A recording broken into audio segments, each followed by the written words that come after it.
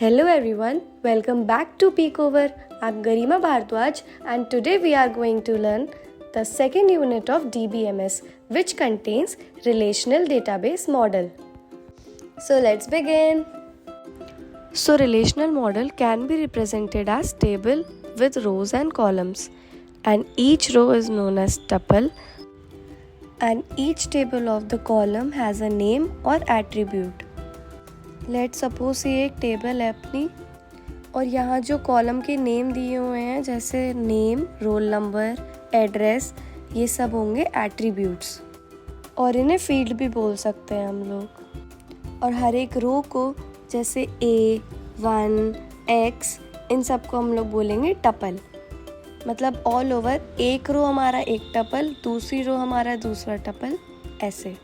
और नेक्स्ट देखते हैं हम लोग डोमेन। डोमेन क्या होता है? हर एक कॉलम की जो कंप्लीट वैल्यू होती है उसको हम लोग बोलते हैं डोमेन।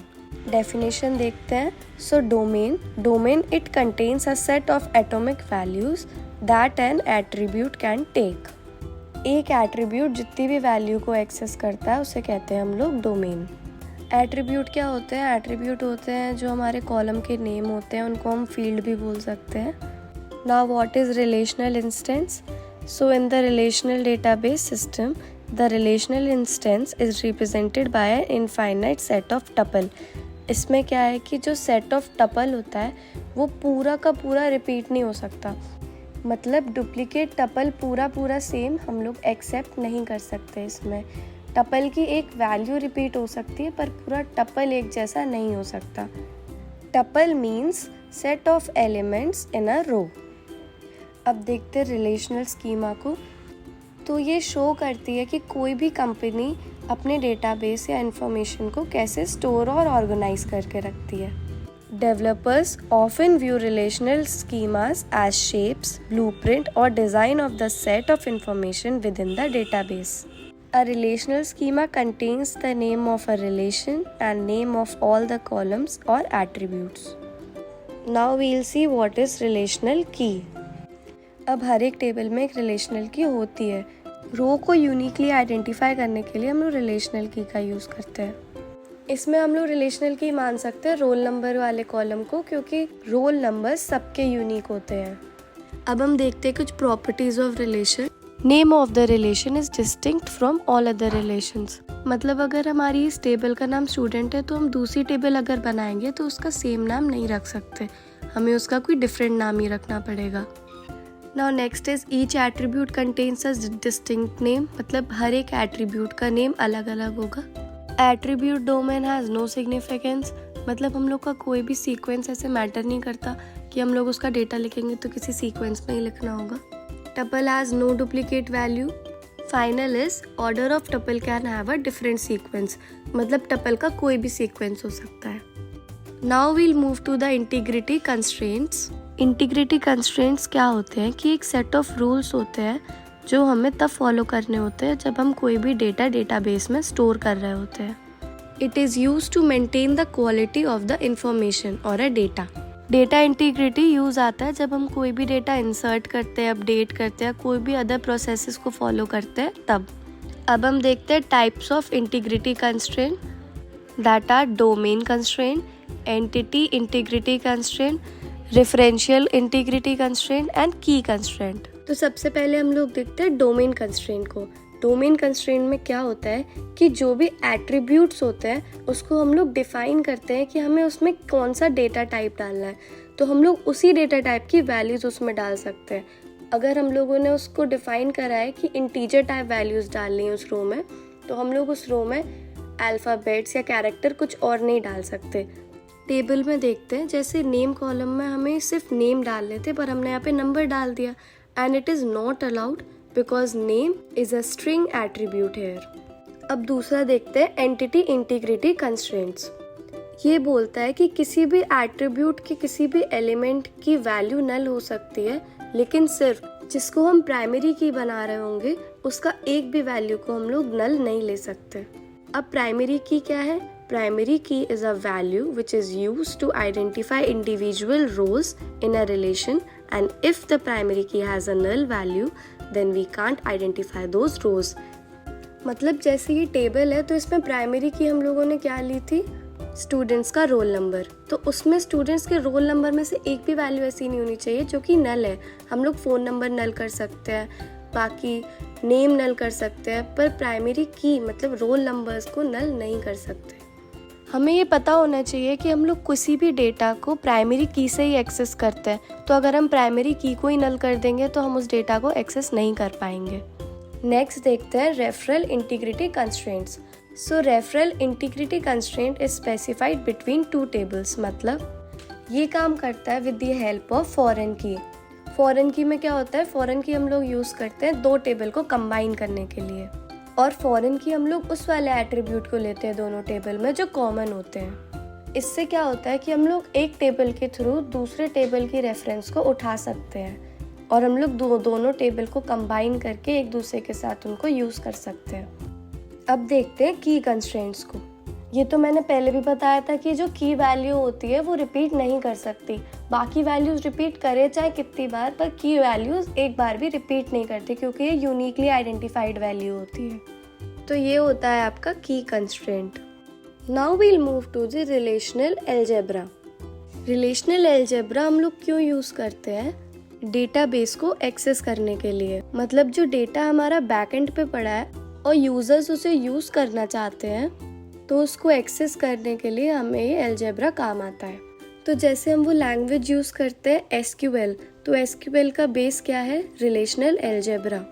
ये तो मैथमेटिकल एक्सप्रेशन की कलेक्शन है जिसको कलेक्ट करके एक थ्योरेटिकल मॉडल बनाया है कि किसी भी डेटा को कैसे हम लोग एक्सेस कर सकते हैं। अब हम देखते हैं ऑपरेटर्स इन अलजेब्रा को। इसमें टू टाइप्स के ऑपरेटर्स होते हैं, basic operator and derived operator. Basic operator में कुछ ऑपरेटर्स हैं जैसे projection, selection, cross product, union, rename, set difference. और डिराइव्ड ऑपरेशन में आता है जॉइन, इंटरसेक्ट एंड डिवीजन। पहले हम लोग देखते हैं कि प्रोजेक्शन कैसे काम आता है। प्रोजेक्शन को हम लोग डिफाइन करते हैं पाई से, ओके। और लेट सपोज ये टेबल है जिसमें है रोल नंबर,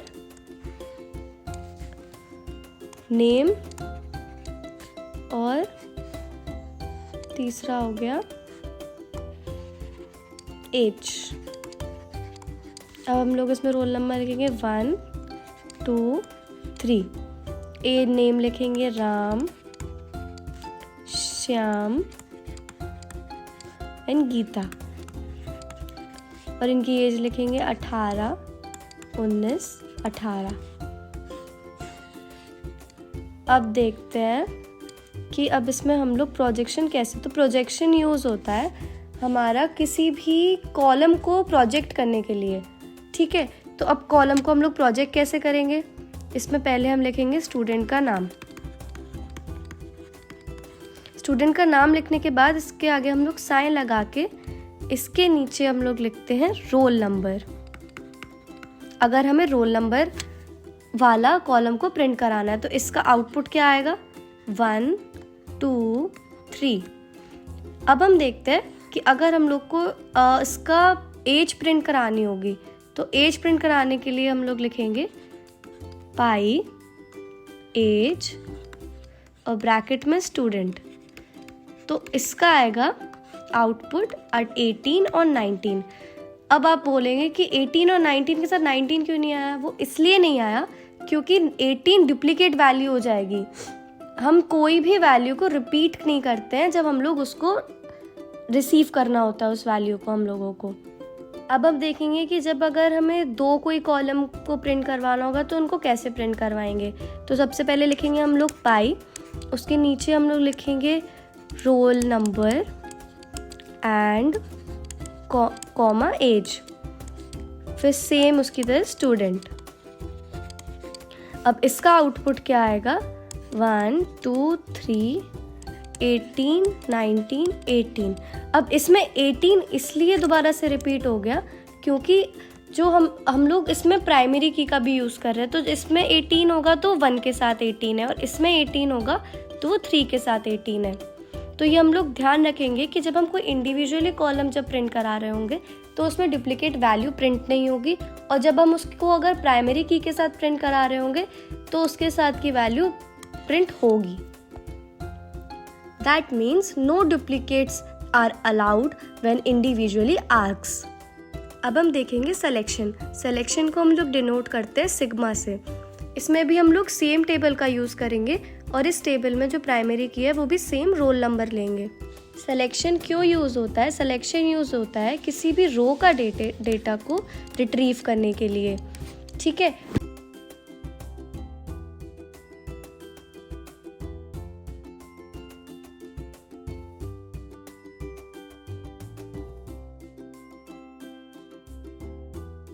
इसमें हम लोग कैसे लिखते हैं? टेबल का नाम, सिग्मा, उसके अंदर किसी भी रो की वैल्यू, जैसे हम यहाँ पे ले रहे हैं 2, तो इसमें प्रिंट होकर आएगा और इसका आउटपुट आएगा 2, श्याम और 19। ओके, अब हमें निकालना है कि इस रो में से कोई एक वैल्यू, तो हम लोग इसमें क्या करेंगे, पहले सेम लिखेंगे इस रो के सिग्मा के साथ, और इसमें लगा देंगे हम लोग पाई फंक्शन। और पाई फंक्शन में ये मेंशन करेंगे कि हमें कौन सी वाली रो का एलिमेंट निकालना है। तो हम लोग इसमें लिखेंगे, अगर हमें नाम प्रिंट करना है तो नीचे लिखेंगे नेम, तो इसका आउटपुट आएगा श्याम। तो इसका मतलब ये हुआ कि जो सिलेक्शन है वो काम करता है रोज यानी कि टपल्स पर, और जो प्रोजेक्शन है वो काम करता है कॉलम्स यानी कि एट्रीब्यूट्स पर।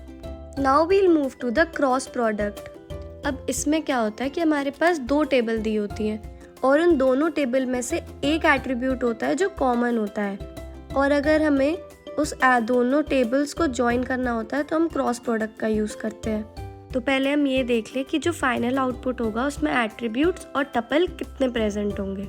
एट्रीब्यूट होंगे m + n, जिसमें m है टेबल 1 का और n है टेबल 2 का, तो m + n = 3 + 3 = 6। और जो टोटल नंबर ऑफ टपल होंगे हमारे फाइनल आंसर में वो होंगे टपल इंटू टपल दोनों टेबल के, जो कि है इसमें 2 और 2 = 4। अब हम देखते हैं कि फाइनल क्रॉस प्रोडक्ट तक कैसे पहुंचते हैं। इसमें पहले कॉपी कर देंगे टेबल 1 के एलिमेंट्स को और इसको मल्टीप्लाई करके लिख देंगे दूसरे टेबल की दोनों टपल्स से। फिर ABC को सेम ऐसे ही कॉपी कर देंगे। उसके बाद 3, 4, 5 को भी हम लोग दूसरी टेबल के दोनों टपल से मल्टीप्लाई कर देंगे और उसको सेम वैसे ही कॉपी करके नीचे लिख देंगे। तो ये बन जाएगी हमारी फाइनल टेबल क्रॉस प्रोडक्ट की। अब हम आते हैं सेट डिफरेंस पर, जिसको हम लोग डिनोट करते हैं माइनस के साइन से। सेट तो हमें पता ही है, जो हम लोग मैथ्स में पढ़ते हैं, बस वही सेट है। इसमें बस ये कंडीशन होती है कि जो 2 टेबल होती हैं, इसमें हमारे पास 2 टेबल होती है और उन दोनों टेबल का हमें निकालना होता है डिफरेंस।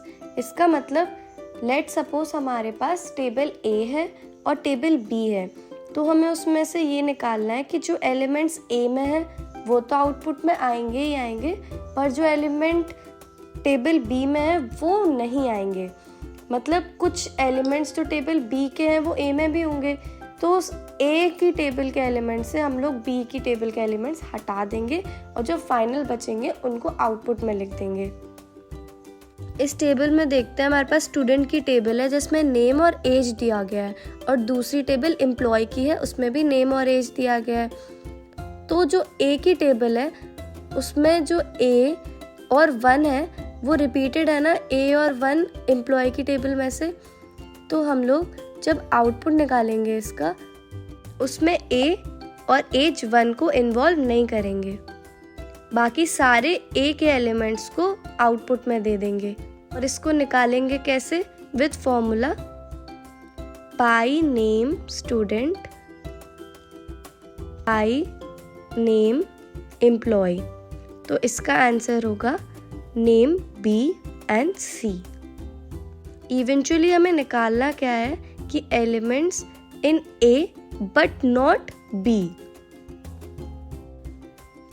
यूनियन में भी वही सेम होगा, बस यूनियन में हमें क्या करना है कि दोनों टेबल के एलिमेंट्स को ऐड करके फाइनल टेबल में आउटपुट दे देना है। तो आई डोंट थिंक सो इसको एक्सप्लेन करने की ज़रूरत है। इसका फॉर्मूला एक बार आप देख लीजिए। इसका फॉर्मूला है पाई नेम स्टूडेंट यूनियन पाई नेम एम्प्लॉय। तो इसमें जो सारे नेम होंगे सारे नेम आउटपुट में आ जाएंगे। So that's all for this video. In the next video, we'll discuss about some basic concepts of SQL language. If you like this video, please like, comment and subscribe and share. Thanks for watching.